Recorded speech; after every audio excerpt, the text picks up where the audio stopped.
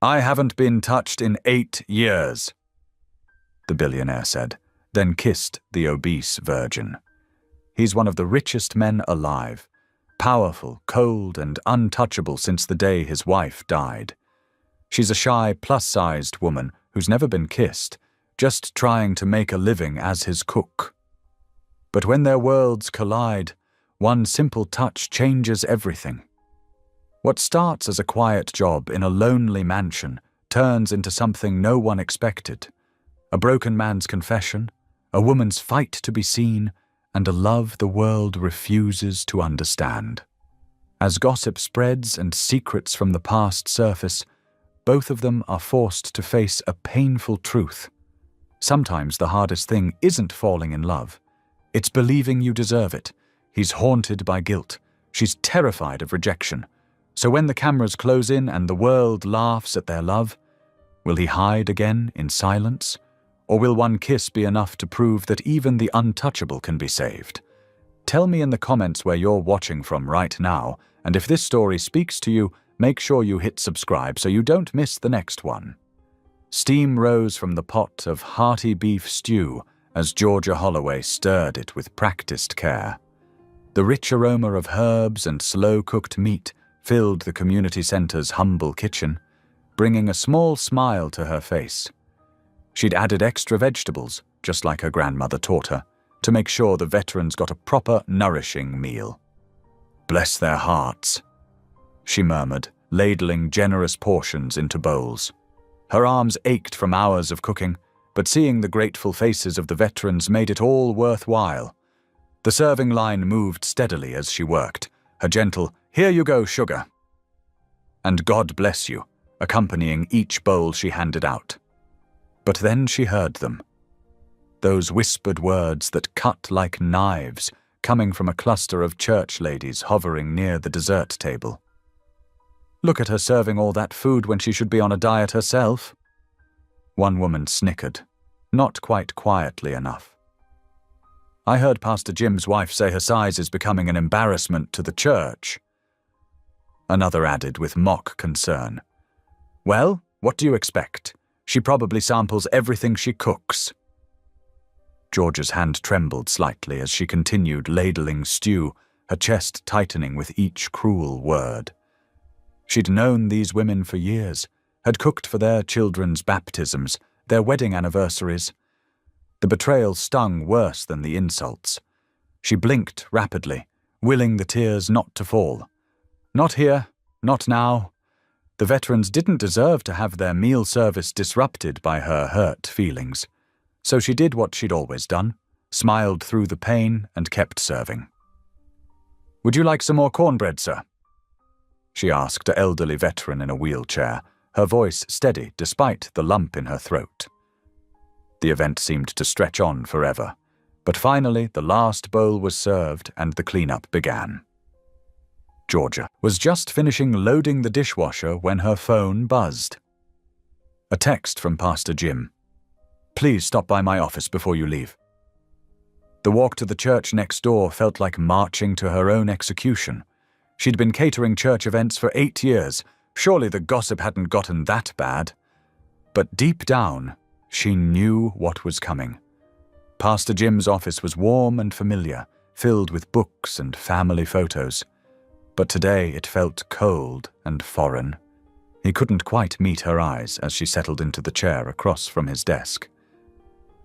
"Georgia," he began, fingers fidgeting with a pen. "You know how much we value your service to the church." Her heart sank. She'd heard enough corporate training videos to recognize what came after that kind of opening. "But," she prompted quietly.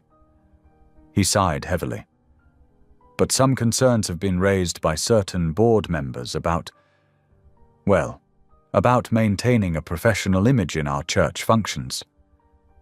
Georgia sat very still, her hands folded in her lap. "Because of my weight." "Now, Georgia."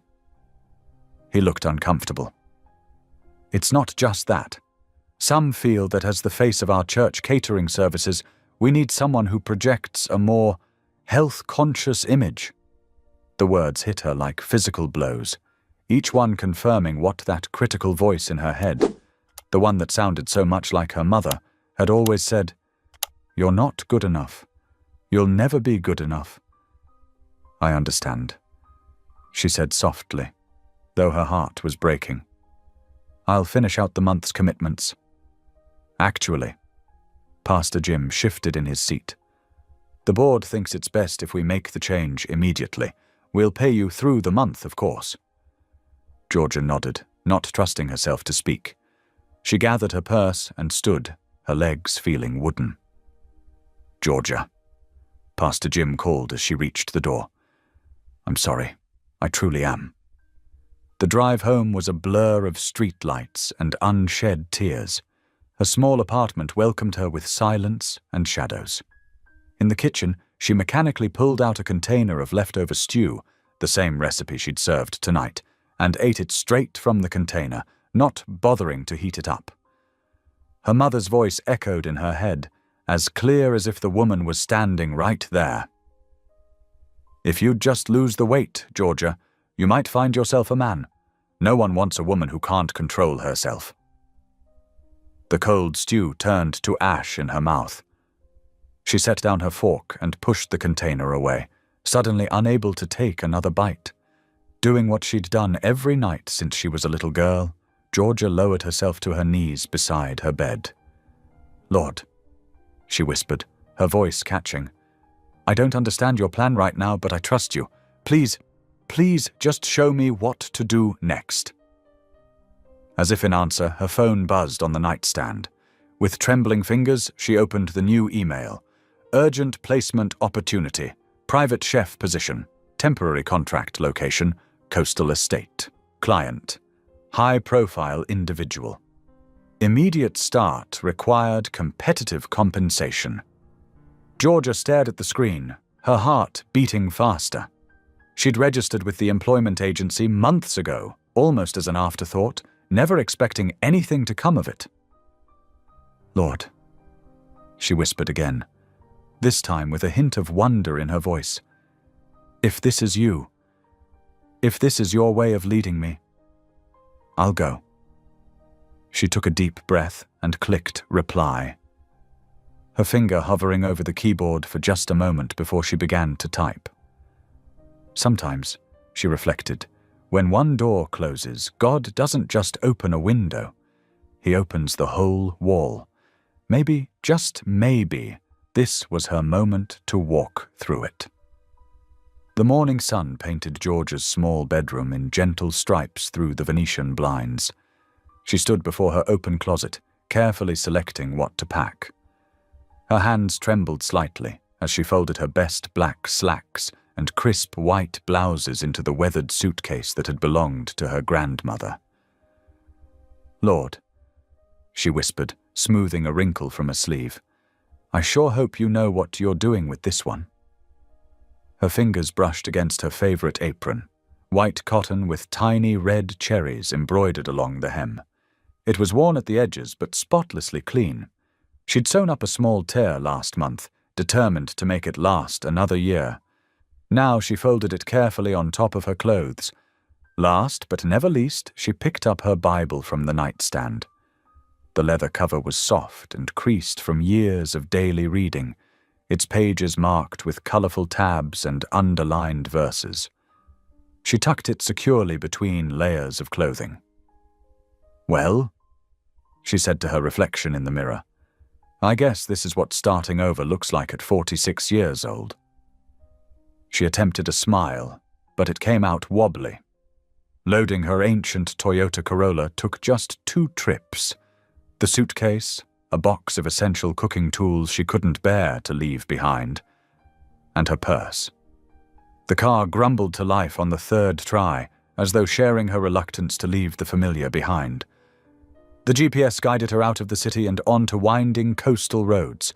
Trees grew thicker, houses grew larger, and her nervousness grew stronger with each mile. "What in the world am I doing?" she asked aloud, gripping the steering wheel tighter. "Cooking for a billionaire? Me?" A burst of nervous laughter escaped her.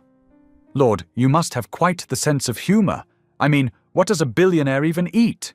Caviar for breakfast, gold-plated steaks. The road curved sharply, revealing glimpses of ocean between the trees. Georgia's breath caught at the beauty of it, sunlight dancing on the waves far below. At least the view's nice, she murmured, though I suppose that's not much comfort if I mess this up spectacularly. After another 15 minutes of increasingly exclusive neighborhoods, the GPS announced her arrival. Georgia pulled up to an imposing iron gate set into a stone wall that stretched as far as she could see in both directions. A security camera swiveled to focus on her car. "Hello?" she called uncertainly toward the intercom panel. "I'm Georgia Holloway, the new chef?" The gate swung open silently. Georgia drove through, following a winding driveway that seemed to go on forever. When the house finally came into view, she had to remind herself to keep breathing. Mansion was too modest a word for it. The structure before her looked like something out of a movie, all glass and stone and sharp angles, perched on a cliff overlooking the ocean. It was beautiful in a cold, untouchable way, like a sculpture in an art museum. As Georgia parked in the circular driveway, the front door opened. A tall, thin woman with steel-grey hair pulled into a severe bun emerged. She wore a charcoal-grey dress and practical shoes, and her expression suggested she'd just bitten into something sour. "Ms. Holloway?" The woman's voice matched her appearance, crisp and no-nonsense. "I am Mrs. Brigham, the housekeeper. Please follow me."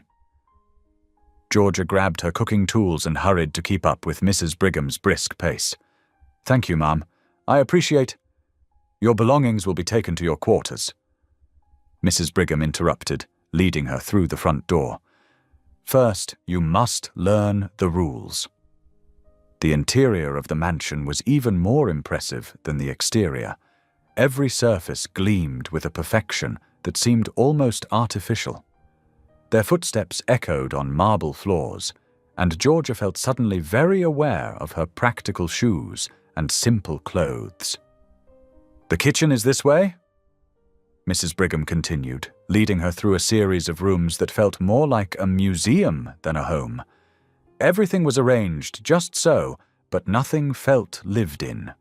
No magazines left open, no coffee cups on tables, no signs of actual life.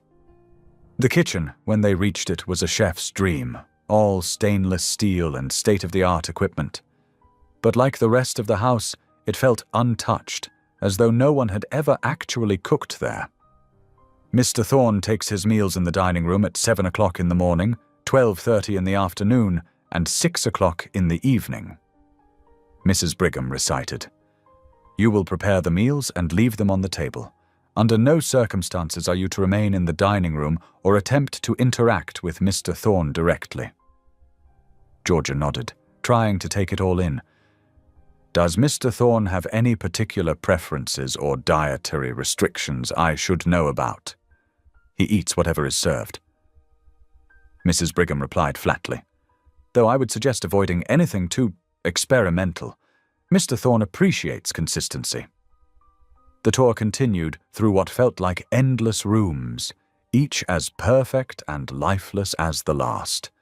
Mrs. Brigham pointed out the service stairs, the laundry facilities, the staff entrance she was to use, and finally her quarters, a surprisingly comfortable suite with its own small sitting room and bathroom.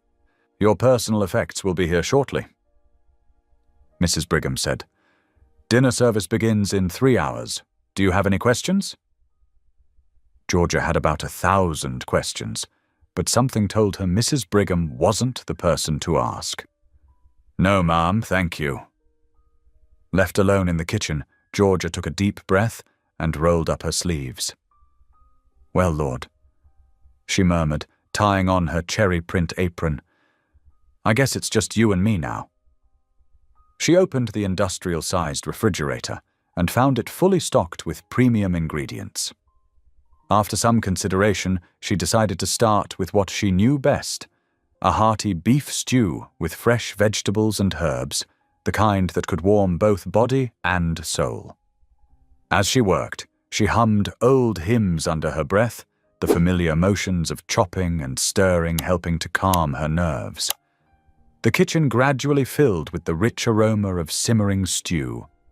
At precisely 6 o'clock, Georgia ladled the stew into a bowl, arranged fresh-baked rolls on a plate, and carried everything to the dining room. The massive table could have seated 20, but only one place was set. At the head of the table, facing the floor-to-ceiling windows and the darkening ocean beyond. Before leaving, she paused. "Lord," she whispered, "bless this food to the nourishment of body and soul, and maybe bless whoever's eating it too." That night, after returning to her quarters, Georgia tried not to worry about whether the mysterious Mr. Thorne would like her cooking. She distracted herself with unpacking, arranging her few belongings in the spacious drawers and closets. The next morning, she arrived early in the kitchen to prepare breakfast. To her surprise, the bowl from the previous night's dinner sat in the dish rack, scrubbed completely clean. Next to it on the counter was a plain white note card with 2 words written in precise handwriting. "Keep cooking." Georgia smiled, tucking the note into her apron pocket. Maybe, just maybe, this strange new chapter of her life would work out after all. Georgia settled into a routine over the next 3 days, finding comfort in the familiar rhythms of cooking despite the strange emptiness of the mansion. Every morning, she'd arrive in the pristine kitchen before sunrise, switching on the lights that cast warm pools of gold across the stainless steel surfaces. The silence was profound, broken only by the soft whir of appliances and her own quiet humming of hymns. She noticed small signs of Elliot Thorne's presence, though she never saw him. A coffee cup left in the sink, footprints on the freshly mopped floor, or the sound of distant piano music late at night that would stop abruptly if she ventured too close. It was like living with a ghost, she thought, one who appreciated good food, at least, judging by the consistently empty plates that returned to the kitchen. Each meal she put extra care into the presentation, arranging everything just so on the formal china. Sometimes she'd leave. Little touches, a sprig of fresh herbs, or a note with the ingredients listed in her neat handwriting. She wasn't sure why she did it, except that it felt wrong to serve food without adding that personal warmth she'd always believed was essential to good cooking. On the 4th evening, the coastal fog had rolled in thick and heavy, making the marble floors slightly slick from the humidity. Georgia had just finished baking a loaf of her grandmother's honey wheat bread, its golden brown crust still warm from the oven. The recipe was one of her favorites, passed down through generations of her family, and the familiar scent of it filled the kitchen with memories of Sunday dinners and grace said over steaming plates. She carefully arranged thick slices on a silver serving plate, adding a small crock of freshly whipped butter beside them. The bread would accompany the roasted chicken she'd prepared, with herbs tucked under its crispy skin and vegetables roasted to caramelized perfection around it. "Just let me get this bread to the table," she murmured to herself, lifting the tray. "Then I can start on tomorrow's menu planning." The lighting in the hallway between the kitchen and dining room was dim, with shadows pooling in the corners. Georgia moved carefully, conscious of the precious cargo in her hands. She was almost to the dining room when it happened. Her foot hit a patch of moisture on the marble floor, and suddenly the world tilted sideways. The crash seemed deafening in the silence of the house.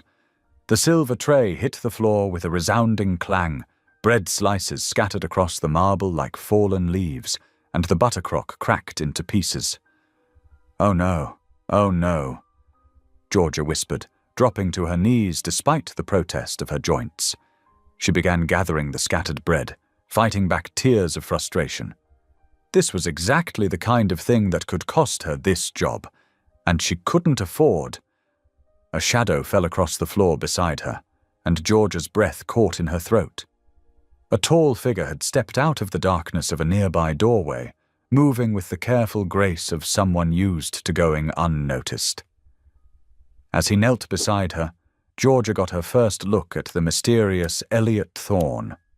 He was tall and lean, with the kind of face that might have graced magazine covers if not for the haunted look in his eyes. Dark stubble shadowed his jaw, and his expensive clothes hung slightly loose on his frame, as if he'd lost weight and hadn't bothered to replace them. But it was his eyes that caught and held her attention.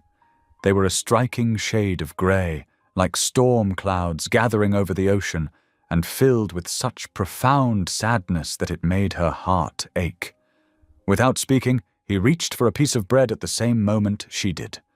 Their fingers brushed, just the lightest touch of skin against skin, but his reaction was immediate and violent. He jerked back as if burned, his whole body going rigid with tension. His breath came in short, sharp gasps. "Don't," he whispered, his voice hoarse from disuse. "I haven't been touched in 8 years." Georgia froze, her hand still suspended in midair. The pain in his voice was raw, exposed like an open wound. She could see him trembling. This powerful man reduced to vulnerability by the simplest human contact. In that moment, her heart moved with a compassion that overcame her fear of overstepping. "Then maybe," she said softly, her voice gentle as a summer breeze, "it's time someone did." Elliot Thorne stared at her, his storm cloud eyes wide with an emotion she couldn't name. For a moment, she thought he might speak. His lips parted slightly as if forming words. But then, like a shadow fleeing from sunlight, he turned and walked away, his footsteps silent on the marble floor. Georgia remained kneeling on the floor for several long moments, surrounded by scattered bread and broken crockery, her mind replaying the encounter. Eventually, she gathered herself and cleaned up the mess, her movements mechanical while her thoughts whirled. That night, lying in her bed in the staff quarters, sleep eluded her. The sound of distant waves crashing against the cliffs below the mansion provided a rhythmic backdrop to her thoughts. She stared at the ceiling, thinking about Elliot Thorne's words, 8 years without human touch. What kind of pain, she wondered, could make a person retreat so completely from human contact? What wounds lay beneath the surface of this man who lived like a ghost in his own home? The darkness offered no answers, but Georgia found herself whispering a prayer into the night. "Lord," she murmured, "whatever hurt him so badly, please help me understand.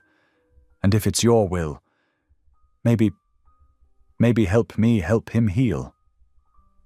The waves continued their endless rhythm against the shore, and somewhere in the massive house, she thought she heard the faint notes of a piano, playing a melody that sounded like grief-given voice. The morning after their encounter in the hallway, Georgia found a cream-colored note card propped against the coffee maker. The handwriting was precise, almost architectural in its clean lines. "The beef stew was excellent, thank you." She smiled, tracing the words with her fingertip, noticing how the ink had pooled slightly at the end of each letter, as if the writer had hesitated before moving on. It became their way of talking. Each day brought new notes, like leaves scattered across the kitchen's pristine countertops. "The rosemary bread reminded me of a bakery in Paris," one read. Another simply asked, "How do you make the sauce so smooth?" Georgia began responding in kind, leaving her notes tucked under empty plates or folded beside the coffee machine. She wrote her recipes on index cards, adding little stories about where she'd learned them or what made them special. "My grandmother taught me this pie crust recipe," she wrote one day. "She always said love was the secret ingredient." The next morning, she found his reply.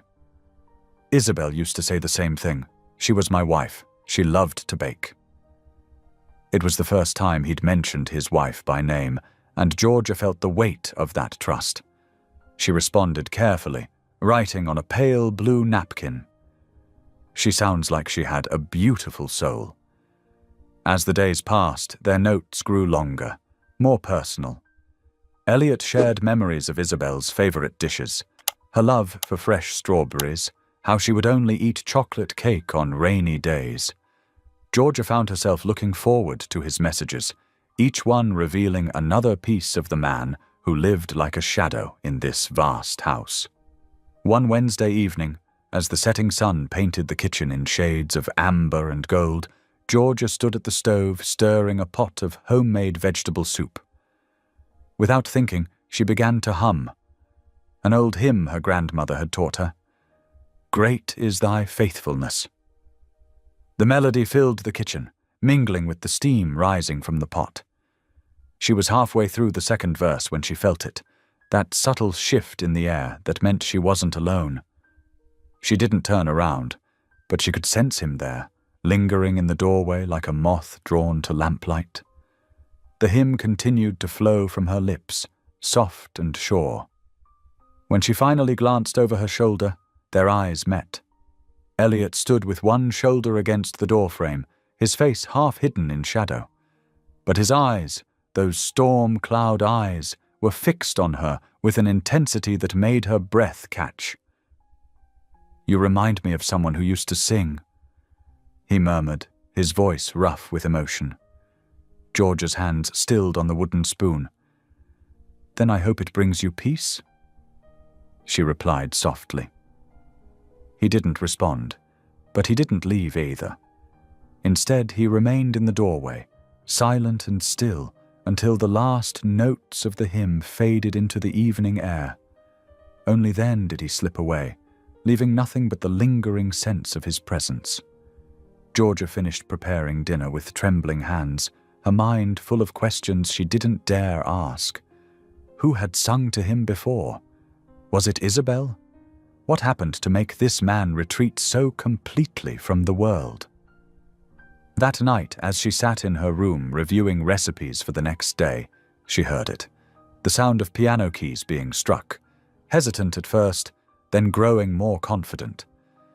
The melody drifted through the halls of the massive house, a song she didn't recognize, but one that seemed to speak of longing and loss, of memories too precious to speak aloud.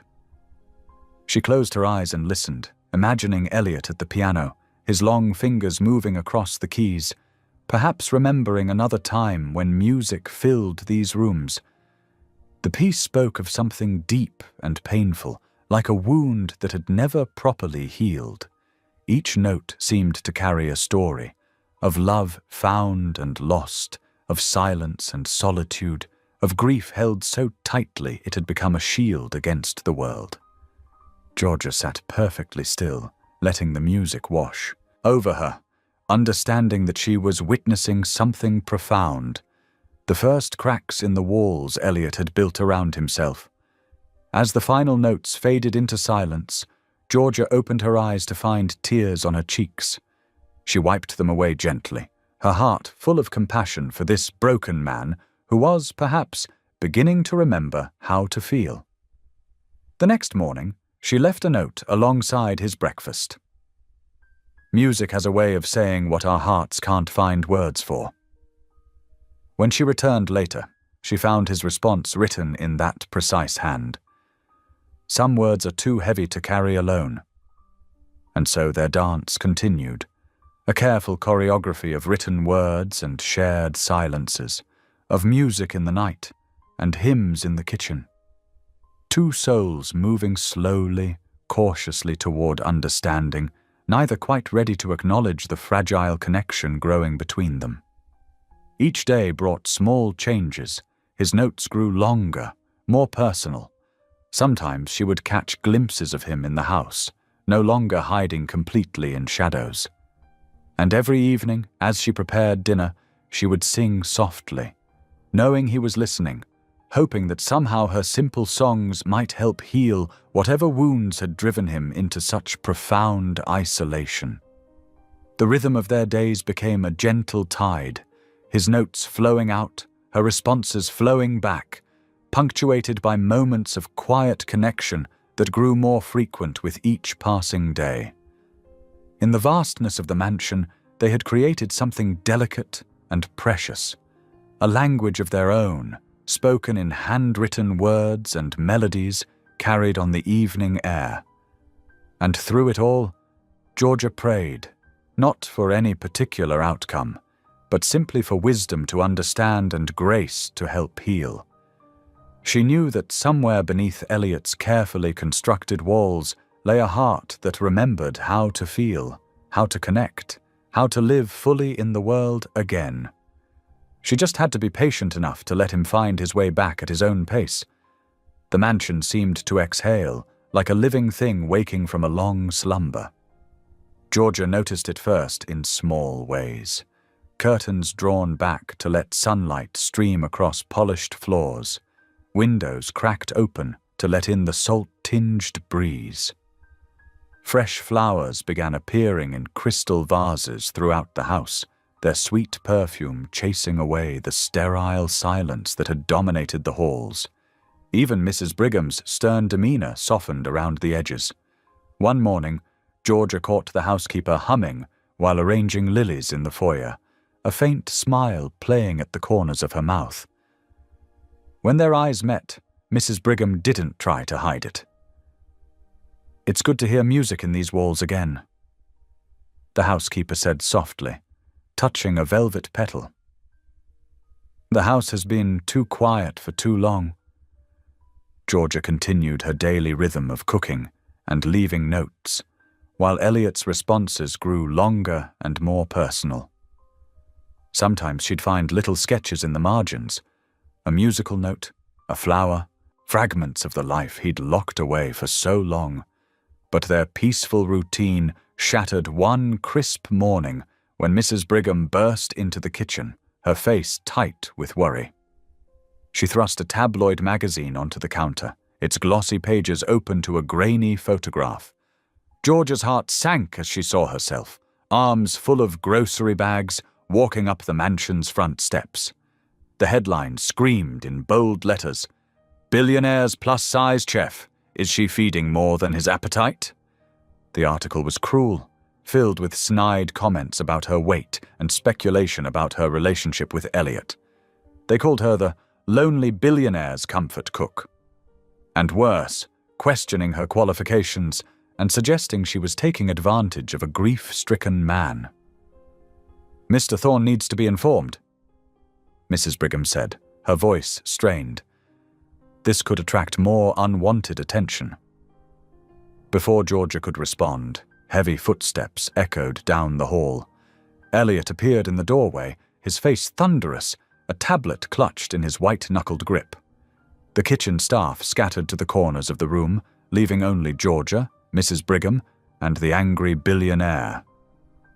"This ends now," he declared, his voice shaking with rage. But when his eyes met Georgia's, they softened with concern. "I've already contacted my lawyers. They'll handle the legal response."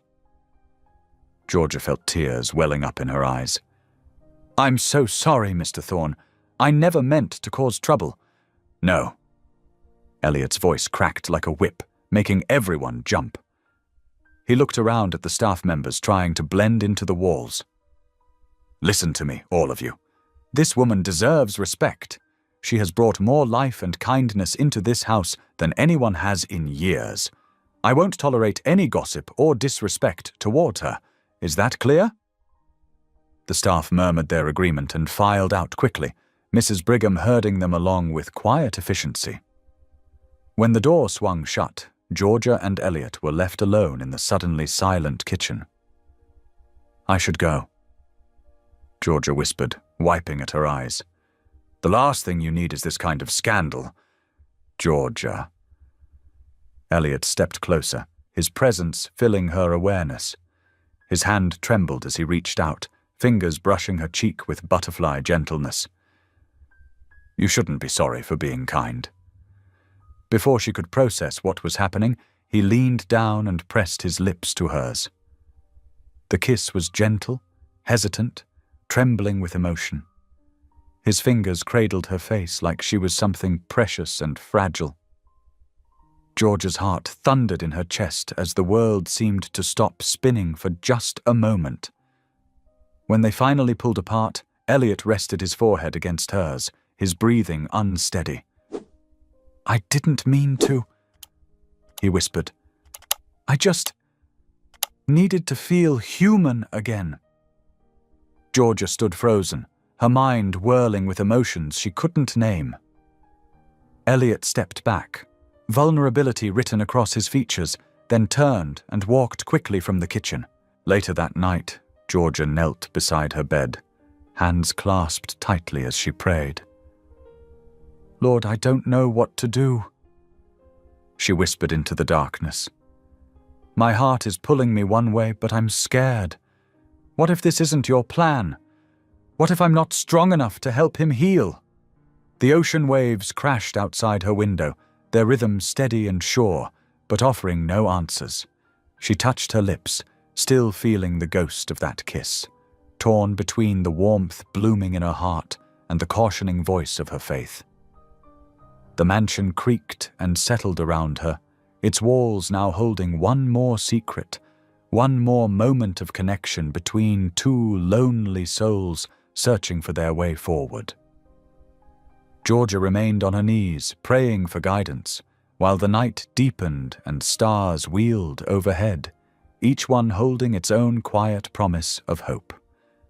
The morning sun painted long shadows across the mansion's marble floors, but the warmth couldn't chase away the chill of uncertainty that had settled over the house.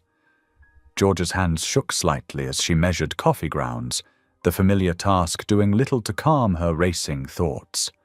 Every footstep in the hallway made her heart jump. The kitchen staff moved around her like shadows, their whispered conversations dying whenever she came near. She caught fragments of their words, scandal and inappropriate, that made her cheeks burn with shame. The breakfast she prepared sat untouched on Elliot's usual table. She'd made his favorites, steel-cut oatmeal with fresh berries, whole-grain toast with local honey, and a perfectly poached egg. But the chair remained empty, its polished wood reflecting the morning light like an accusation. Mrs. Brigham appeared at 10 o'clock, her face a careful mask of professionalism. "Mr. Thorne sends his apologies," she said, her voice measured. "He's taking breakfast in his study today." Georgia nodded, trying to hide her disappointment. "I understand. I'll start packing my things." "That won't be necessary." Mrs. Brigham's expression softened slightly. "Mr. Thorne specifically asked that you stay. He was quite insistent about it." The words brought both relief and a fresh wave of anxiety. Georgia busied herself with cleaning up breakfast, her mind replaying yesterday's kiss like a movie she couldn't stop watching. The gentle press of his lips, the trembling of his hands, the raw vulnerability in his voice when he'd pulled away. It all felt like a dream that couldn't possibly belong to her real life. The day stretched endlessly, filled with mundane tasks that couldn't distract her from the weight of unspoken words hanging in the air. She prepared lunch, then dinner, going through the motions while her heart jumped at every sound. As evening settled over the mansion, Georgia found herself drawn to the conservatory. The glass-walled room had caught her eye during her first tour, but she'd never seen anyone use it. Now, through the weathered panels, she saw a familiar silhouette standing among the neglected plants. She hesitated at the doorway, watching Elliot's back as he stared out at the darkening ocean. Dead leaves crunched under her feet as she stepped inside, announcing her presence. He didn't turn around. The conservatory was a study in abandonment. Dried vines crawled up rusted trellises, and empty clay pots lined dusty shelves. What must have once been a vibrant garden had withered into a graveyard of brown stems and fallen leaves. "Isabel loved this room," Elliot said quietly, still facing the window. "She filled it with orchids and roses, said they needed daily attention to thrive." His voice caught, "Just like love." Georgia moved closer, careful not to disturb the heavy atmosphere. "Were you in love?" she asked softly. Elliot's laugh was hollow, empty of joy. I was her failure. He pressed his forehead against the cool glass. She needed someone who could see her heart, not just provide for her comfort. She painted, played piano, tried to fill this house with beauty. But I was too busy building my empire to notice she was drowning. The raw pain in his voice made Georgia's heart ache. She could picture Isabel here, tending her flowers, trying to grow beauty in a house that felt more like a museum. What happened? 8 years ago, I came home late from a business trip. Found her in the bathtub. His words fell like stones into still water. She'd left a note, said she couldn't bear the silence anymore. He turned finally, his face carved with shadows. I haven't let anyone close since then. Couldn't bear to fail someone else that way. Georgia moved without thinking, reaching for his arm. This time, he didn't flinch from her touch. Instead, he seemed to lean into it, like a plant starved for sunlight.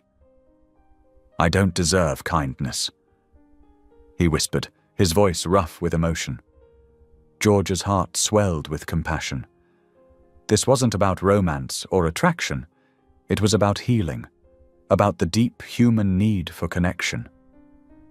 Then it's time you learn that grace isn't earned, she said softly, her fingers gentle on his sleeve. The sea breeze whistled through gaps in the conservatory's glass panels, stirring dead leaves around their feet. In the fading light, their shadows stretched long across the floor, touching and merging like watercolors. The air between them felt thick with unspoken words and shared understanding. She could feel his pulse racing under her fingers, could sense the battle between his desire to pull away and his desperate need for human contact. 8 years of self-imposed isolation had left deep scars, but here in this forgotten garden, something was beginning to crack open, like a seed finally breaking through its shell after a long winter. The dying light painted copper highlights in his disheveled hair, and Georgia noticed new lines around his eyes that hadn't been visible before, lines carved by grief and guilt rather than age. He looked simultaneously stronger and more fragile than the powerful billionaire she'd first met, as if showing his weakness had somehow made him more real. They stood together in the growing darkness, surrounded by the ghosts of dead flowers and the steady rhythm of waves against the shore. Neither spoke again, but the silence between them had changed, no longer a wall, but a bridge. The mansion seemed to exhale, like a body finally letting go of long-held tension. In the days following their conversation in the conservatory, Georgia felt a shift in the atmosphere. Subtle at first, like dawn breaking through clouds, then growing stronger with each passing day. She started small, tackling the dusty chapel wing that had sat unused for nearly a decade. Armed with cleaning supplies and determination, Georgia worked methodically through the space, throwing open heavy curtains and letting sunlight stream through stained glass windows. The colored light danced across the wooden pews as she hummed old hymns, her voice echoing off the walls. I haven't seen anyone in here since...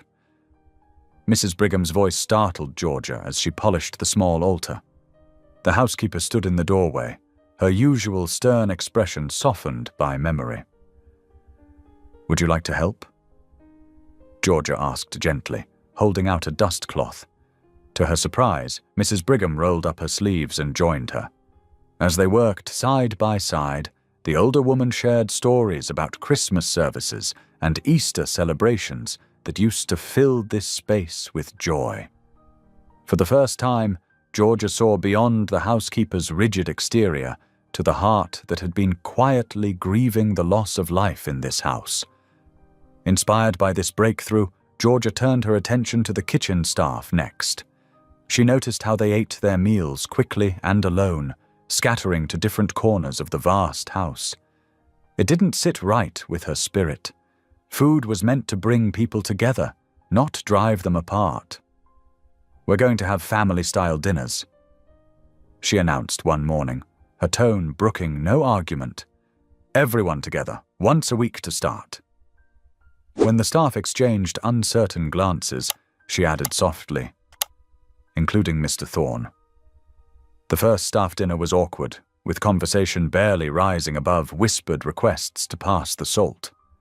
But George's warmth and genuine interest in everyone's lives gradually melted the ice. By the third week, laughter echoed off the dining room's high ceiling as the gardener shared funny stories about local wildlife stealing his plants. Elliot sat quietly at first, watching the easy camaraderie develop around him, with something like wonder in his eyes. Georgia noticed how he seemed to absorb every moment, like a man who'd forgotten what simple happiness looked like. The kitchen became the heart of the house, pumping life through its corridors. Georgia's gospel playlist provided a constant soundtrack as she cooked, her voice joining in with songs of praise and joy. More than once, she caught Elliot lingering in the doorway, a small smile playing at the corners of his mouth. "Your music choices are interesting," he teased one afternoon, raising an eyebrow at the upbeat chorus filling the kitchen. Georgia waved a wooden spoon at him playfully. "Don't pretend you haven't been tapping your foot to 'Oh Happy Day.' I saw you." His laugh, genuine and unguarded, surprised them both. It transformed his face, erasing years of sadness for a brief moment. Georgia's heart did a little flip at the sound. Their friendship grew in these quiet moments, built on shared smiles and comfortable silences. She learned to read his moods in the set of his shoulders, while he seemed to sense when she needed space to pray or think. They circled each other carefully, both aware of the deeper currents pulling them together, but neither quite ready to name them. The changes in Elliot were subtle but significant. He started joining morning staff meetings, actually listening to concerns about household operations. His emails to the office became less frequent as he spent more time engaging with the people around him. The haunted look in his eyes began to fade, replaced by something warmer, more present. One evening, as Georgia finished cleaning up after dinner, Elliot appeared in the kitchen clutching an old, leather-bound book. His fingers traced its worn spine almost reverently. "I found this while cleaning out some boxes," he said, placing it on the counter. "It was Isabel's grandmother's cookbook." Georgia wiped her hands on her apron and approached carefully, sensing the weight of this moment. The book's pages were yellowed, many marked with handwritten notes in different styles of penmanship, generations of women adding their wisdom to family recipes.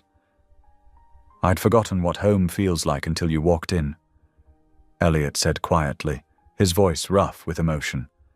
"This house, it was just a place to hide, but you've made it feel alive again." Georgia's throat tightened with emotion. "Would you like some coffee?" she asked softly. "We could look through it together." He nodded, and they settled at the kitchen island while the coffee brewed. As rain began pattering against the windows, they pored over the cookbook's pages, sharing stories sparked by different recipes. "My mother made the worst biscuits," Elliot chuckled, pointing to a recipe. "Hard as rocks. We used to joke about using them as paperweights." Georgia smiled, remembering her own childhood. "My mama was the opposite. Everything she touched turned to gold in the kitchen. But she was so protective of her recipes, she'd shoo everyone out when she cooked. I learned by sneaking peeks around the doorframe." The hours slipped by unnoticed as they traded memories, their coffee growing cold in forgotten cups. The gentle rain outside created a cozy cocoon around them, making the vast kitchen feel intimate and warm. By midnight, Georgia knew more about young Elliot's adventures and mishaps than she'd learned in all her previous weeks at the mansion. She saw him now not as the reclusive billionaire or the grieving widower, but as a man who'd lost his way and was slowly finding his path back to joy. His smile came easier, his laughter more frequent, and when their eyes met across the kitchen island, she felt something shift and settle in her heart, a recognition of possibility, of hope. The rain continued its soft percussion against the windows, nature's gentle reminder that even the longest drought can end, that new life can spring from barren ground. In this quiet midnight hour, surrounded by the warmth of shared stories and the scent of coffee, Georgia felt the mansion's transformation mirroring their own, from a place of shadows to one of light, from silence to song, from loneliness to connection. The morning sun cast long shadows through the study windows as Georgia dusted the endless rows of leather-bound books. The room smelled of old paper and polish, a scent that reminded her of libraries and quiet afternoons. She hummed softly while working, careful not to disturb the organized chaos of Elliot's private sanctuary. As she lifted a heavy volume of financial records, a yellowed newspaper clipping fluttered to the floor. Georgia bent to retrieve it, and her breath caught as she read the bold headline, "Tech mogul's wife found dead. Questions surround Isabel Thorne's tragic end." Her hands trembled as she scanned the article. The words seemed to leap off the page. Sources close to the family suggest marital troubles. Mrs. Thorne's history of depression, Mr. Thorne's notorious workaholism and emotional unavailability. Questions remain about the circumstances. Georgia's heart ached as she studied the accompanying photograph. Isabel Thorne had been beautiful, with delicate features and sad eyes that seemed to look right through the camera. She wore a flowing dress and sat at the grand piano, the same one that now stood silent in the east wing. "Lord, give me wisdom," Georgia whispered, carefully folding the clipping. She couldn't unread those words, but neither could she judge. Everyone had their burdens, their crosses to bear. Still, the article's implications weighed heavy on her heart as she continued her cleaning, each dust mote in the sunlight, seeming to carry the weight of untold stories. Throughout the day, Georgia went about her usual tasks, but her mind kept returning to the article. She saw Elliot differently now, understanding better the shadows that haunted his eyes, the way he flinched from human contact. It wasn't just grief she saw in him. It was guilt. Evening settled over the mansion like a heavy blanket. Georgia had just finished preparing a light supper when the first notes of piano music drifted through the halls. The melody was hauntingly familiar, the same one she'd heard before, but tonight it carried an extra measure of sorrow. Following the sound, Georgia made her way to the east wing. The door to the music room stood slightly ajar, spilling warm lamplight into the darkened hallway. She paused at the threshold, not wanting to intrude, but drawn by both the music and the soft sounds of distress coming from within. Elliot sat at the piano, his shoulders curved inward, as if protecting himself from invisible blows. In the soft light, she could see tears tracking down his face as his fingers moved across the keys. The melody spoke of loneliness and regret, of words left unsaid and chances never taken.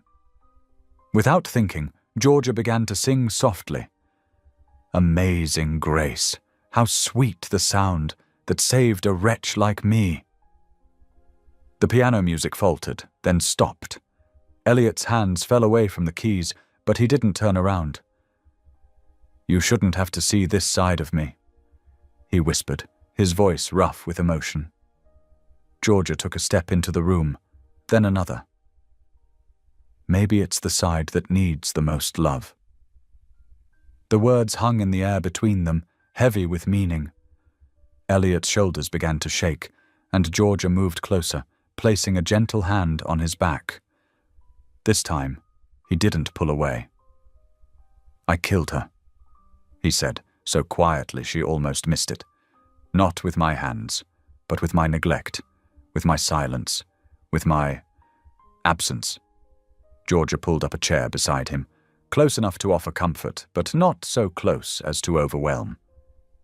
"Tell me," she said simply. And he did. The words poured out of him like a dam breaking, years of pent-up guilt and grief finding release. He told her about meeting Isabel in college, about her artist soul and gentle heart, how she'd filled their early years with music and color and life, how the company had grown, demanding more and more of his time and attention. She started slipping away so gradually, he said, staring at his hands on the keys. The signs were there. She stopped painting, stopped playing music. She'd sit for hours just staring at nothing. But I was too busy building an empire to notice my kingdom was crumbling at home. Georgia listened, her heart breaking for both of them, for Isabel's desperate loneliness and for Elliot's crushing guilt. The day it happened, he continued, his voice cracking. She left me a note. Just 3 words. I needed you. And she was right. She needed me and I wasn't there. I was in Singapore, closing a deal that seemed so important at the time. Now I can't even remember what it was for. Tears fell freely down his face now. How do you live with yourself when you know you failed the person who needed you most? Georgia took his hand in hers, feeling the slight tremor in his fingers. You can't heal by hiding, she said softly. Guilt is a prison, Elliot, and you've been locking yourself inside it for 8 years.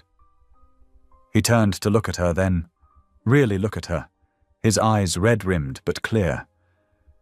How do you do that? He asked. How do you see right through to the heart of things? She smiled gently. Because I've learned that God doesn't waste our pain. Sometimes our deepest wounds become the very places where His light shines through. They sat in companionable silence for a moment, the weight of confession hanging between them like a shared breath. Then Georgia began to sing again, soft and low. Amazing grace, how sweet the sound. This time, Elliot's hands found the keys, accompanying her. The melody rose and fell, filling the room with something that felt like hope. As they made music together, Georgia could almost imagine Isabel smiling down on them, grateful that her husband was finally learning to open his heart again. When the last note faded away, Elliot spoke again, his voice stronger now. Thank you, he said simply, for not running away when you saw the mess inside me. Georgia squeezed his hand. Sometimes the biggest act of faith is just sitting with someone in their pain. That night marked a turning point in their relationship. The walls that had kept Elliot isolated for so long began to crumble, brick by brick, under the gentle persistence of Georgia's compassion. Their connection deepened, rooted now in something more profound than attraction or comfort, a shared understanding of brokenness and the possibility of healing. As Georgia walked back to her room later that night, she felt the weight of responsibility settling on her shoulders. She wasn't just cooking meals anymore. She was watching a man's soul come back to life. It was beautiful and terrifying all at once, and she sent up a silent prayer for wisdom to handle this fragile trust with the care it deserved. Georgia stood in the doorway of the guest house, her mind already transforming the dusty space into something vibrant and alive. Sunlight streamed through the large windows, illuminating dancing dust motes and highlighting the room's potential.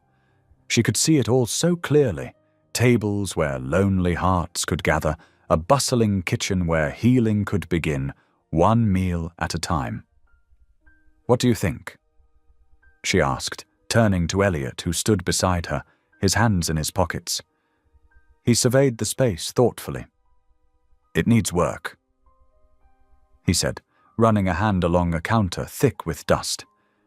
But I trust your vision. Tell me more about what you're thinking. Georgia's eyes lit up as she walked into the center of the room.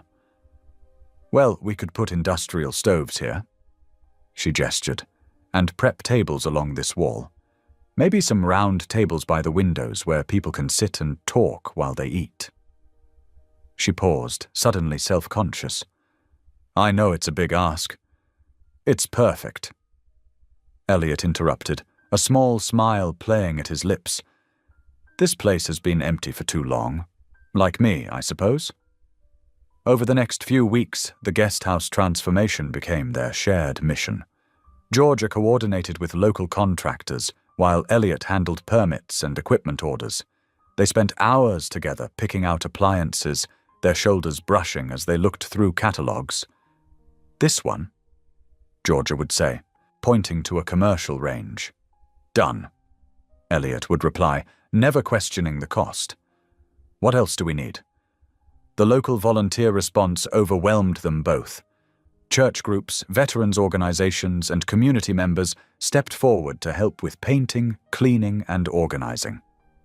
Georgia watched in amazement as Elliot rolled up his sleeves alongside them, hauling boxes and moving furniture. Mr. Thorne, she called out one afternoon, trying not to laugh. You've got paint in your hair. He ran a hand through his silver-streaked hair, making it worse. Well, Ms. Holloway, some of us actually work for a living. He teased, referencing a famous cornbread that had become a daily request from the volunteers. Oh, is that right? She shot back, grinning. Then I suppose you won't be wanting any of today's batch? Now let's not be hasty, he said, his eyes twinkling. I'm willing to negotiate. The warmth between them grew naturally, like sunshine spreading across morning frost. Georgia noticed how Elliot seemed younger somehow, more relaxed. His laugh came easier, and his eyes held light instead of shadows. On opening day, the guest house gleamed.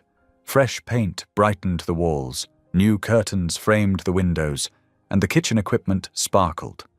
Local news vans parked outside, their reporters setting up cameras to capture the ribbon-cutting ceremony. Georgia stood back, watching as people filled the space. Veterans in wheelchairs rolled up to tables designed just for them. Elderly widows gathered in corners, already sharing recipes and stories. Young mothers with tired eyes found comfortable chairs and hot coffee. You did this, Elliot said quietly, appearing beside her. You saw what this place could be. We did this. She corrected him, smoothing her apron nervously as reporters approached. The cameras rolled as Elliot stepped up to give his speech. Georgia held her breath, remembering how much he used to avoid public appearances. But he stood straight and tall, his voice clear and strong. 8 months ago, this mansion was as empty as I was, he began. Then Georgia Holloway walked through my door with a pot of stew and more wisdom than any business school could teach. She showed me that true wealth isn't measured in dollars, but in the lives we touch. He paused, his eyes finding hers in the crowd. She taught me that the greatest wealth is compassion. The applause was thunderous, but Georgia barely heard it over the pounding of her heart. She watched as Elliot handled interviews with grace, deflecting personal questions and keeping the focus on the community kitchen's mission. As evening approached, the crowds thinned out. The last reporter packed up their equipment, and the volunteers headed home, leaving behind a comfortable silence. Georgia supervised the final cleanup, while Elliot made a few calls in his office. I have a surprise for you, he said when he returned, leading her toward the patio. The sight took her breath. Away. Dozens of lanterns hung from strings stretched between posts, their warm light creating a magical glow. A small table had been set for two, with fine china and crystal glasses catching the light. When did you do all this? She asked, touching one of the lanterns gently. I may have had some help, he admitted, pulling out her chair. Mrs. Brigham is quite the conspirator when she wants to be. They shared a meal of all their favorites, her cornbread, his mother's pasta recipe, fresh vegetables from the garden they'd started behind the kitchen. The ocean provided a gentle soundtrack, waves whispering against the shore below. "I've been thinking," Elliot said as they finished their dessert, "about how much has changed since you arrived." Georgia nodded, remembering the cold, empty mansion she'd first encountered. "Everything feels more alive now." "Yes," he agreed softly, "including me." In the lantern light, his face looked open and vulnerable, reminding her of that night at the piano when he'd first shared his pain. But now there was something else there too. Hope, perhaps, or possibility. Slowly, deliberately, he reached across the table for her hand. Georgia looked at his outstretched fingers, remembering how he once flinched at the slightest touch. Now he was offering connection freely, choosing to reach out instead of pull away. She placed her hand in his, feeling the warmth of his palm against hers. Neither spoke for a long moment, letting the simple contact say what words couldn't yet express. The lantern swayed gently in the evening breeze, casting dancing shadows across their joined hands.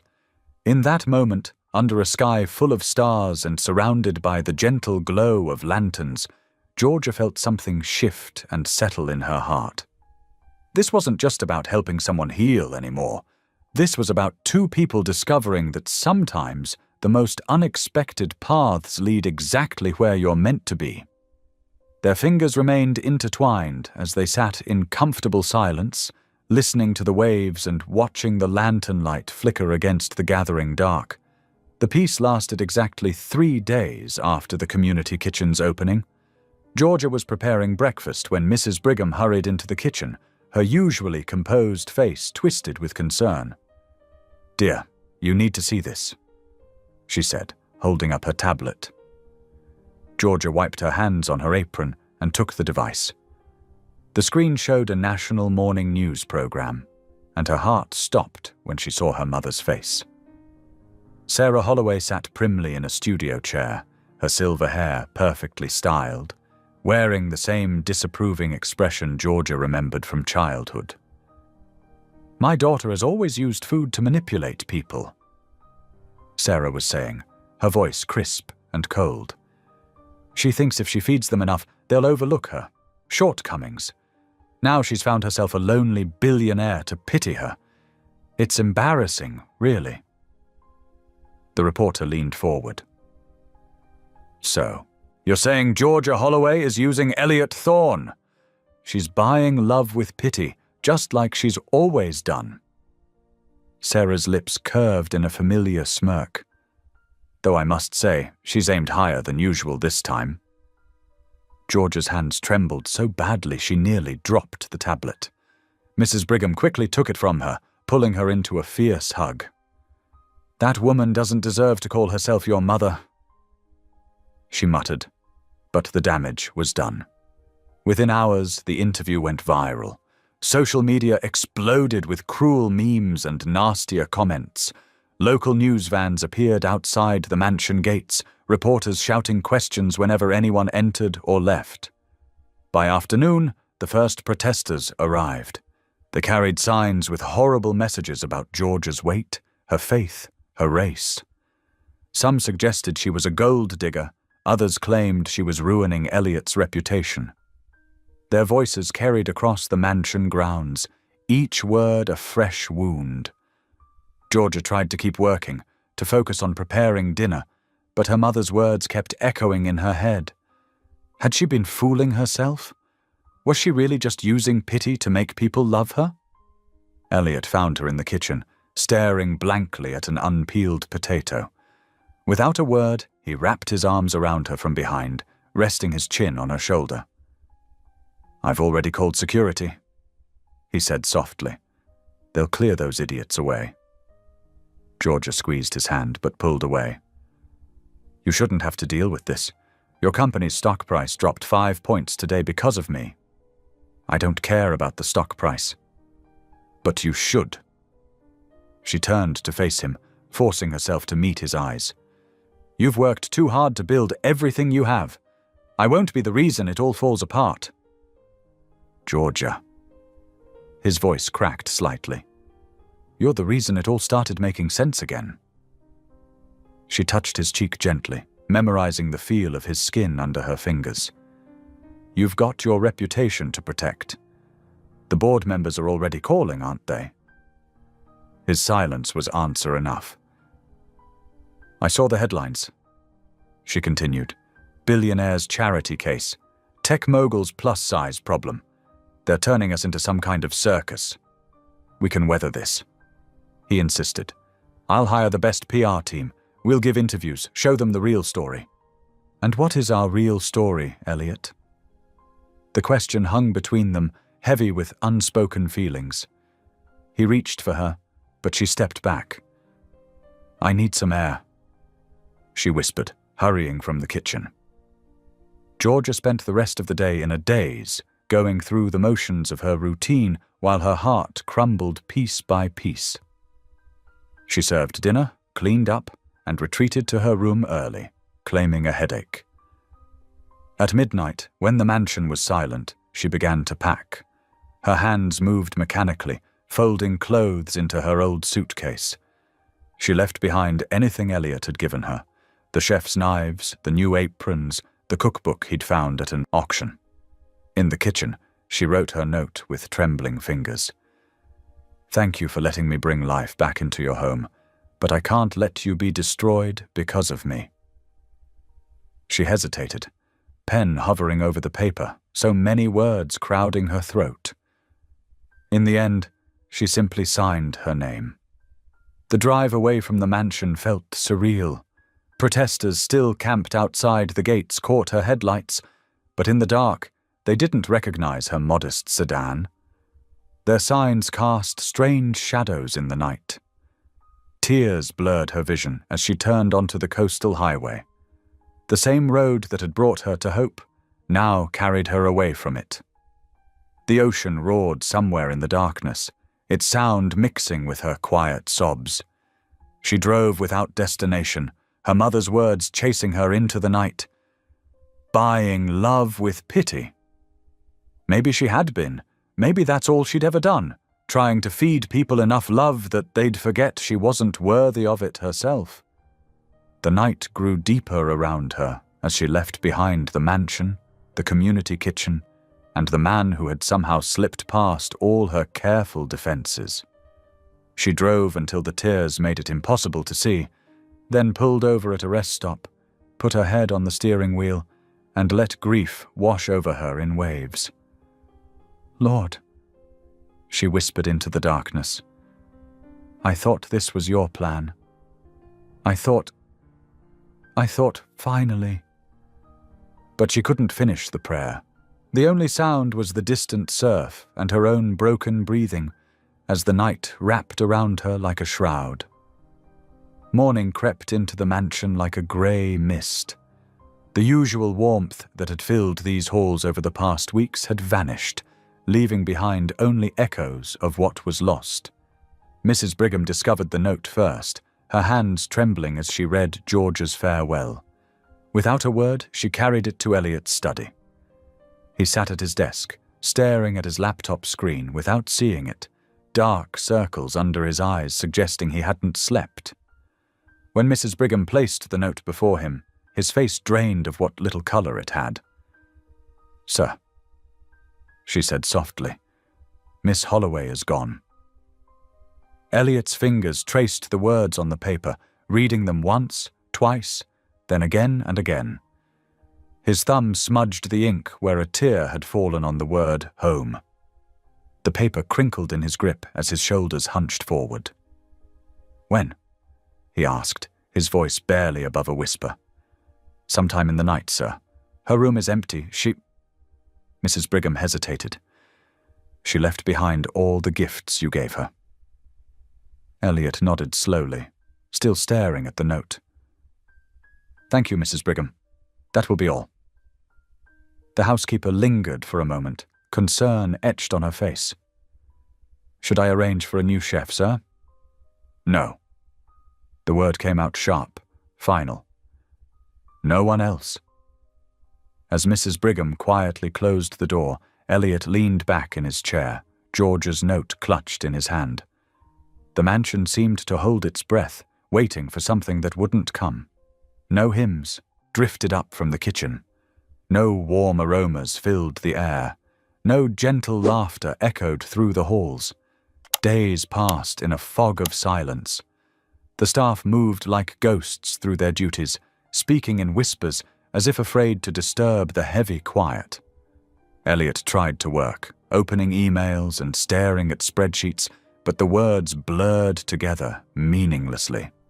His phone buzzed constantly with messages from board members and PR teams, all demanding responses about the situation. He ignored them all. In his office, he pulled up news articles about Georgia, reading every cruel comment, every mockery of her appearance, every speculation about their relationship. His jaw clenched tighter with each word. These strangers who had never known her kindness, never seen her light up a room with her smile, never felt the genuine warmth of her presence. They had driven her away with their hatred. On the third day, the community kitchen called. Elliot stared at the phone for 4 rings before answering. "Mr. Thorne?" The volunteer coordinator's voice was hesitant. "We were wondering if Miss Holloway would be available to help with the menu planning for next week's Veterans Dinner." Elliot's throat tightened.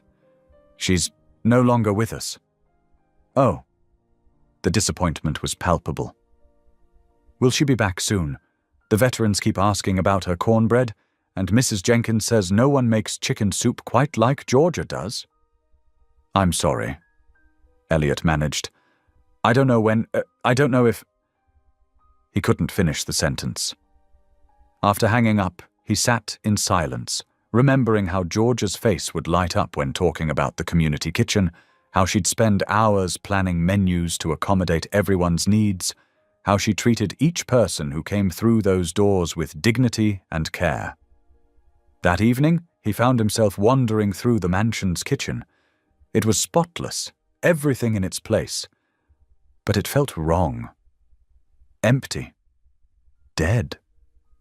His fingers trailed along the counter where he'd watched her knead bread countless times, humming hymns under her breath. The rolling pin she'd used sat in its holder, still dusted with flour. Her favorite apron, the one with tiny embroidered flowers along the pocket, hung by the door as if waiting for her return. Elliot picked up the apron, the fabric soft from use. He could almost smell the vanilla and cinnamon that seemed to follow Georgia everywhere. His vision blurred as he held it close. "You were the miracle," he whispered into the quiet kitchen. Not the mess. The truth of those words hit him hard. Georgia had never been the problem. She'd been the solution he didn't know he needed. She'd brought life back to his home, hope back to his heart, and for the first time in 8 years, she'd made him want to be better than he was. Standing there in the kitchen where she'd worked her quiet magic, Elliot felt something break inside him. The walls he'd built after Isabel's death, the careful distance he'd maintained, from everyone and everything, the fear that had ruled his life, it all came crashing down. Without thinking about it, without planning it, he found himself kneeling on the kitchen floor. 8 years of avoiding prayer, of turning away from faith, of believing he didn't deserve grace. And now here he was, on his knees, George's apron clutched in his hands. "God," he whispered, his voice rough with emotion. "I know I haven't. It's been a long time." He swallowed hard. "I don't deserve to ask for anything. I've spent years building wealth, building walls, building everything except what matters. But I'm not asking for more money or success or power." Tears fell freely now, spotting the kitchen floor. "I'm asking for courage. Courage to love again. Courage to be the kind of man who deserves someone like Georgia. Courage to face my past and my pain and stop running." His voice broke on the next words. "Please, help me find the strength to fight for what matters. Help me find her. Help me make this right." The prayer ended, but Elliot remained kneeling, letting years of suppressed grief and longing wash over him. The kitchen stayed quiet around him, But somehow the silence felt different now. Not empty, but waiting. Not dead, but dormant. Like the earth before spring, holding the promise of renewal beneath the surface. Finally he stood, carefully hanging George's apron back on its hook. His legs felt shaky, his heart raw and exposed, but for the first time in years, he felt something else too. Hope. Small and fragile as a seedling, but alive. The mansion might feel dead now, the piano might be silent, and the halls might echo with absence. But Elliot knew one thing with absolute certainty. He couldn't let this end here. Not when Georgia had taught him how to live again. Not when she'd shown him what real strength looked like. Not when she'd helped him remember how to feel. He touched the rolling pin one last time, remembering how Georgia's hands had moved with such confidence as she worked. She'd known exactly how to bring things to life. Bread, hope, hearts. Now it was his turn to learn from her example, to stop hiding, to start healing, to fight for what mattered. Night settled over the mansion, but Elliot remained in the kitchen, surrounded by memories of the woman who had changed everything. Tomorrow would bring new challenges, new decisions, new chances to prove he could be better than his past.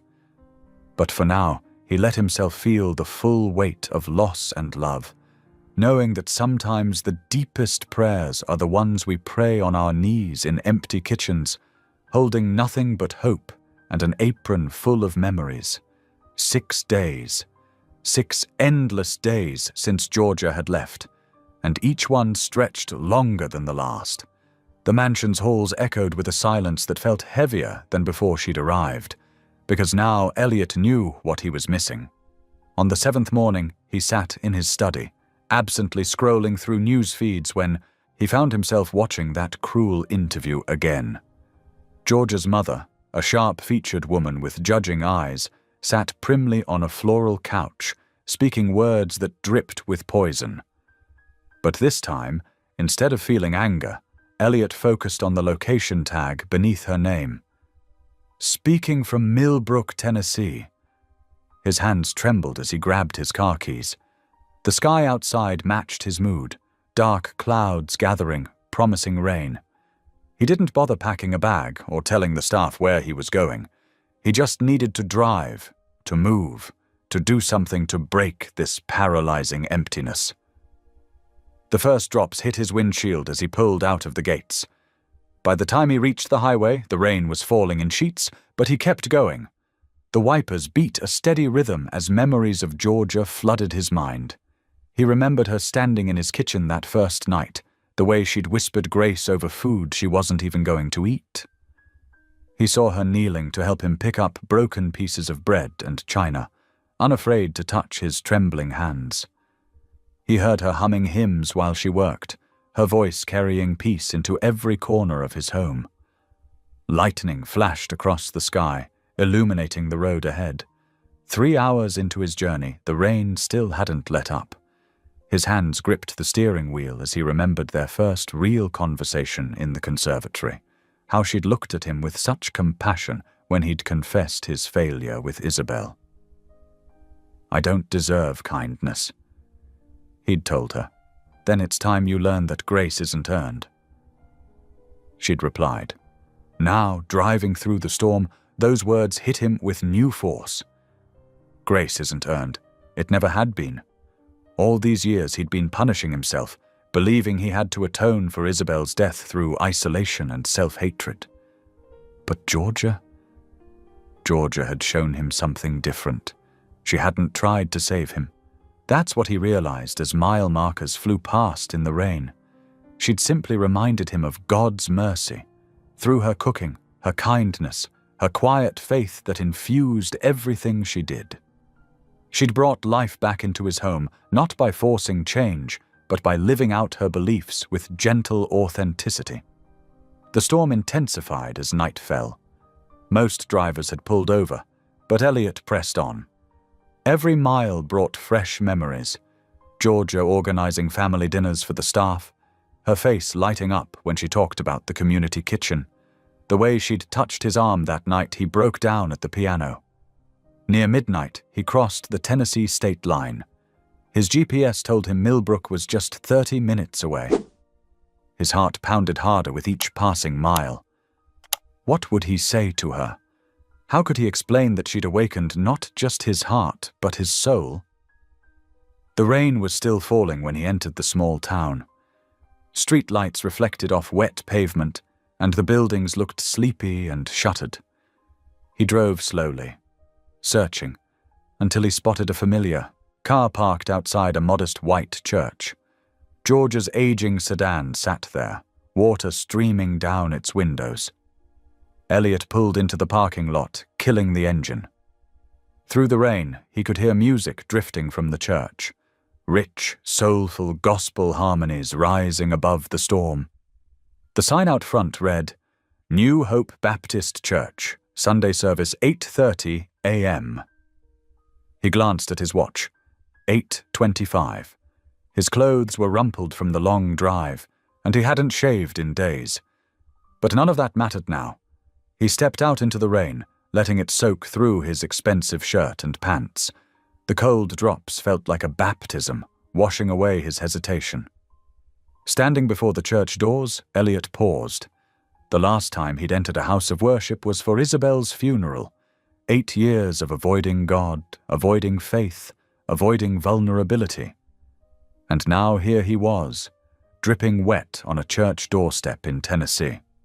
The music swelled inside, voices lifted in praise, piano and organ weaving together in joyful celebration. He recognized the melody. Amazing Grace. The same hymn Georgia had sung that night in his study, when she'd found him crying at the piano. His hand shook as he reached for the door handle. What right did he have to walk into this sacred space? What right did he have to disturb Georgia's peace again? But then he remembered her words. Grace isn't earned. Taking a deep breath, Elliot pulled open the door. The music washed over him in a wave of harmony and hope. Warm light spilled out into the rainy morning, beckoning him inside. With water dripping from his clothes and his heart pounding in his chest, he stepped across the threshold. The congregation was standing, their voices raised in song. Many heads turned to look at the soaking wet stranger in their midst, but Elliot barely noticed. His eyes searched the rows of people until he found her. Georgia, standing near the front, her own voice lifted in praise. She hadn't seen him yet. For a moment he just watched her sing, her face glowing with an inner light that had nothing to do with the sunshine streaming through stained glass. She looked at home here, at peace, surrounded by faith and music and grace. Elliot stood in the back of the church, rainwater pooling at his feet, as the voices around him sang about amazing grace that saved a wretch like him. And for the first time in 8 years, he felt not like a man trying to earn redemption, but like a soul coming home. The final notes of the hymn faded away, and in that moment of quiet, Georgia turned. Their eyes met across the crowded church, and everything else seemed to fade away. The rain outside, the whispers of the congregation, the weight of the past. All that remained was this moment, this chance, this grace. The church fell silent as Elliot took his first steps down the center aisle. Water dripped from his expensive clothes onto the worn carpet, each footstep echoing in the hushed sanctuary. Some people whispered and pointed. They'd seen his face in newspapers and on television. Others simply stared, sensing they were witnessing something profound. Georgia stood frozen beside the choir stand, her hand gripping the wooden railing. Her heart thundered so loud she was sure everyone could hear it. Elliot's face was different than she remembered. Unshaven, vulnerable, his eyes red from either tears or lack of sleep. Or maybe both. In the front pew, Georgia's mother, Vivian Holloway, sat ramrod straight, her Sunday hat tilted at a perfect angle. Her mouth fell open as she recognized the billionaire from the news stories, the man her daughter had worked for, the one at the center of all the scandal. But this didn't look like the polished tech mogul from television. This was a man broken open by love. The congregation collectively held its breath as Elliot reached the front of the church. Without hesitation, he dropped to his knees before Georgia, water pooling around him on the carpet. His voice, when it came, was rough with emotion and carried to every corner of the sanctuary. "You taught me that love isn't about who deserves it," he said, his words breaking on the last syllable. "It's about who still believes it's possible." A soft gasp rippled through the church. Someone in the back sniffled. The morning sunlight streaming through the stained glass windows painted colors across Elliot's face. Red, blue, gold, like God's own spotlight on this moment of surrender. Georgia's hands trembled as she looked down at this man, this brilliant, wounded soul who'd driven through the night to find her. Tears spilled down her cheeks, but she didn't wipe them away. Behind her, the choir members exchanged glances, moved by the raw emotion before them. Elliot reached for her hand, his own shaking visibly. When his fingers closed around hers, the touch was gentle, reverent. He brought her hand to his lips and kissed it softly, his next words barely above a whisper, but carrying through the silent church like a prayer. "You once fed me grace when I'd forgotten the taste." Vivian Holloway pressed a hand to her mouth, tears filling her eyes as she watched her daughter, the daughter she'd criticized and belittled for so many years, being treasured so completely by this man. Georgia felt her heart expand with so much love it almost hurt.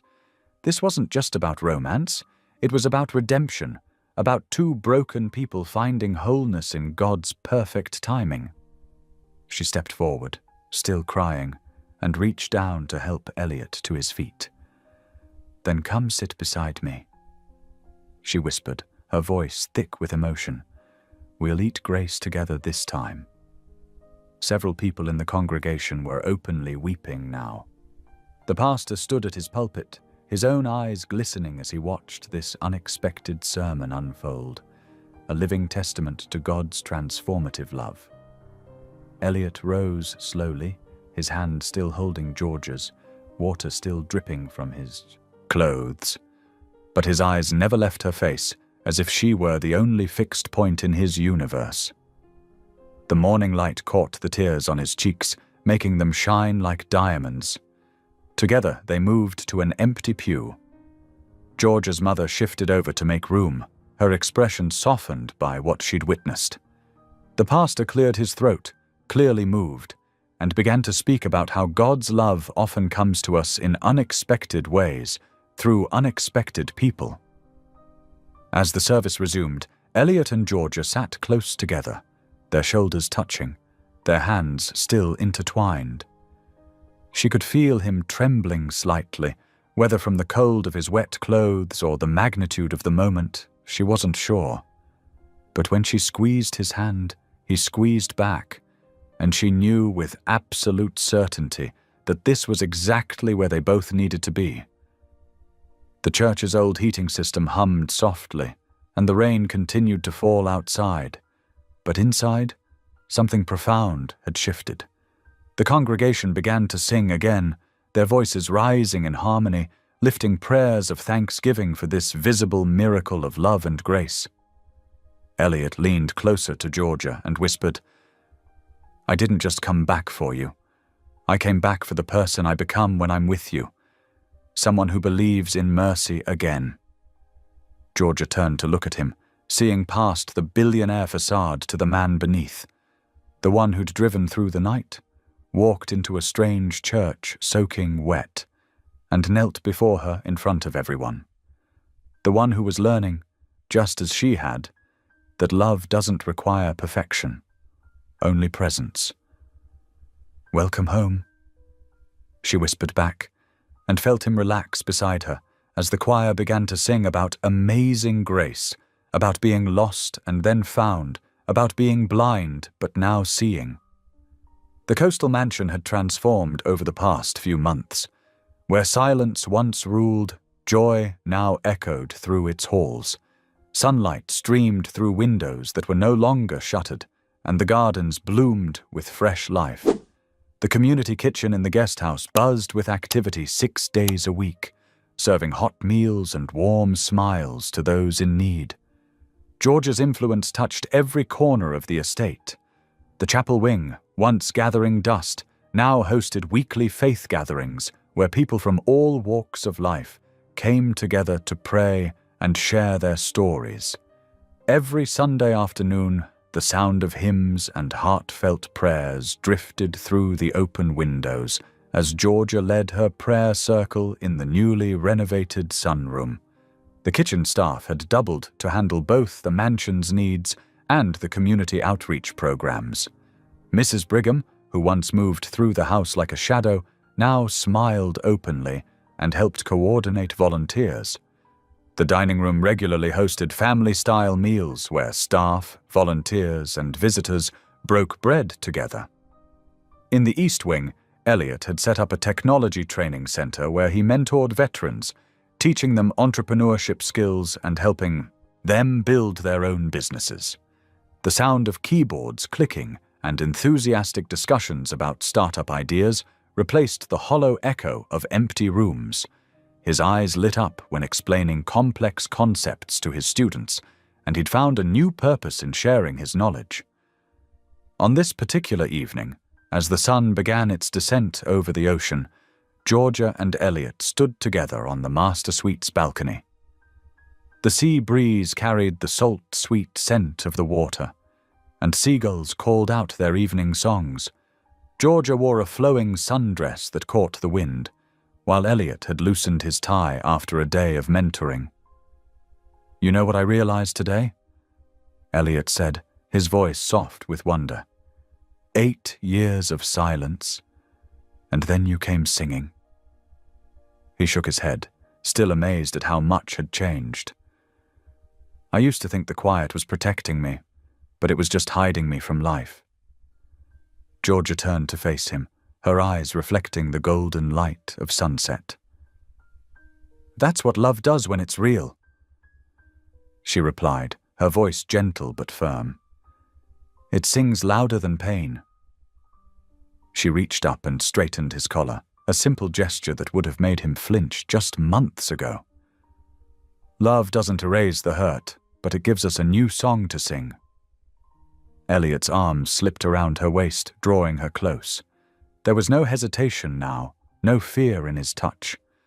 The trembling that once accompanied every physical contact had melted away, replaced by the natural comfort of two souls who'd found their way home to each other.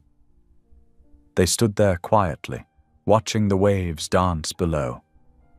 From the guest house, they could hear laughter as the evening's cooking class wrapped up. The community kitchen had become known for teaching nutrition and cooking skills alongside serving meals, empowering people to care for themselves and others. "Sometimes I wonder," Elliot murmured against her hair, "if Isabel can see us now, if she knows that her death wasn't the end of the story." His voice held no guilt now, just gentle remembrance. Georgia leaned back against his chest, feeling his steady heartbeat. "I believe she does, and I believe she's smiling, seeing you choose life again." The sunset painted the sky in brilliant oranges and pinks, a daily reminder of God's artistry. Below them, the first participants for the evening prayer meeting began arriving, their voices carrying up on the breeze. Some were regulars from the Veterans Program, others from the community kitchen, and still others from the local church, all drawn together by the spirit of healing that now permeated the mansion. Elliot's embrace tightened slightly, and Georgia felt him release a contented sigh. The man who once couldn't bear to be touched now found his greatest peace in holding her close. It wasn't just their love story. It was a testament to God's ability to restore what seemed irreparably broken. "We should head down," Georgia said softly. "The prayer circle will be starting soon." But Elliot, held her for one moment more, savoring the peace of this quiet interlude. "Thank you," he whispered, "for teaching me that grace isn't just something we receive. It's something we can give too." Georgia turned in his arms and placed her hand on his cheek, smiling at how naturally he leaned into her touch now. The setting sun cast a warm glow across their faces as they stood together, two hearts that had found healing in the most unexpected ways. The evening breeze carried the first notes of a hymn from below, and they knew it was time to join the others. But for this moment they remained still, wrapped in each other's arms, watching the sun paint the sea in colors of promise. 1 year had passed since the community kitchen opened its doors, and the mansion hummed with an energy that made the very foundations sing. The late afternoon sun cast long shadows across the sprawling lawn, where dozens of tables had been set up for the anniversary celebration. White tablecloths fluttered in the gentle ocean breeze, and mason jar lanterns waited to cast their warm glow once darkness fell. Georgia stood in the doorway of the kitchen, taking in the scene before her. Volunteers bustled about, arranging flowers and adjusting place settings. The aroma of home-cooked dishes filled the air, her famous cornbread, slow-cooked pot roasts, and an array of comfort foods that had become favorites among their regular guests. "Need any help?" Elliot's voice came from behind her, and she turned to find him looking particularly handsome in a navy blazer, his silver hair catching the sunlight. "Just taking it all in," she replied, smoothing her dress, a flowing emerald green number that made her feel beautiful, something she'd never thought possible before meeting him. "Can you believe it's been a whole year?" He stepped closer, placing his hand at the small of her back. "Sometimes it feels like yesterday when you first walked through those doors. Other times—" He paused, his voice softening. "Other times it's like I can barely remember the silence that used to live here." The first guests began arriving as the sun dipped lower in the sky. Veterans from Elliot's entrepreneurship program, widows who'd found community in the kitchen, local families who'd been touched by their outreach. They all came bearing dishes and warm smiles. Mrs. Brigham, who now ran the household with considerably more cheer than before, directed the staff in lighting the lanterns as dusk approached. The mansion's grounds transformed in the growing darkness. Hundreds of twinkling lights strung between trees created a canopy of stars above the tables.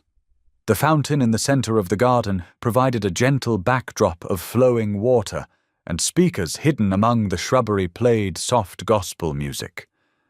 Georgia watched as Elliot moved among the guests, greeting each person by name. Gone was the man who'd hidden in shadows, replaced by someone who reached out to shake hands and didn't hesitate to embrace those who needed it. He stopped to listen to a young veteran's business proposal with genuine interest, then knelt beside an elderly woman's wheelchair to hear about her grandchildren. "He's something else, isn't he?" Mrs. Brigham appeared at George's side, her eyes misting slightly. "I worked here for 15 years before you came, and I never saw him truly smile. Now look at him." Georgia nodded, her heart full. God works in mysterious ways. As the evening progressed, the tables filled with laughter and conversation. Children darted between chairs playing tag, their joy echoing across the grounds. The food was served family-style, dishes passed from hand to hand, stories shared over breaking bread. When most had finished their main course, Elliot stood and gently tapped his glass. The crowd fell quiet, all eyes turning to him. Georgia noticed his hand trembling slightly. Public speaking still made him nervous, but his voice was clear and strong. "A year ago," he began, "this house was a museum of memories. I lived here, but I wasn't alive here. This home once belonged to ghosts, but now it belongs to grace." He paused, his eyes finding Georgia's across the sea of faces. Someone taught me that wealth isn't measured in bank accounts, but in the number of lives we touch. Looking around tonight, I see true riches." Murmurs of agreement rippled through the crowd. A few people dabbed at their eyes with napkins. "To everyone here," Elliot continued, "thank you for letting us be part of your stories. Thank you for showing me that community isn't just a word. It's a miracle that happens when we open our hearts to each other." The crowd raised their glasses in response. As they did, someone began humming "Amazing Grace." Others joined in, and soon the entire gathering was singing softly, their voices carried on the evening breeze toward the ocean. Georgia felt tears sliding down her cheeks as she sang. Elliot made his way to her side, taking her hand in his. When the final notes faded, he turned to face her fully. His eyes held such tenderness that her breath caught in her throat. He leaned down and kissed her then, not with the desperate hunger of their first kiss in the kitchen so many months ago, but with something deeper. It was reverence, pure and simple, a recognition of the divine thread that had woven their broken pieces into something beautiful. As they parted, Georgia looked up at him, her heart overflowing with gratitude. 8 years he hadn't been touched. 8 years of isolation and guilt and grief. But when he finally was touched, when he finally allowed love to reach him, heaven itself took notice.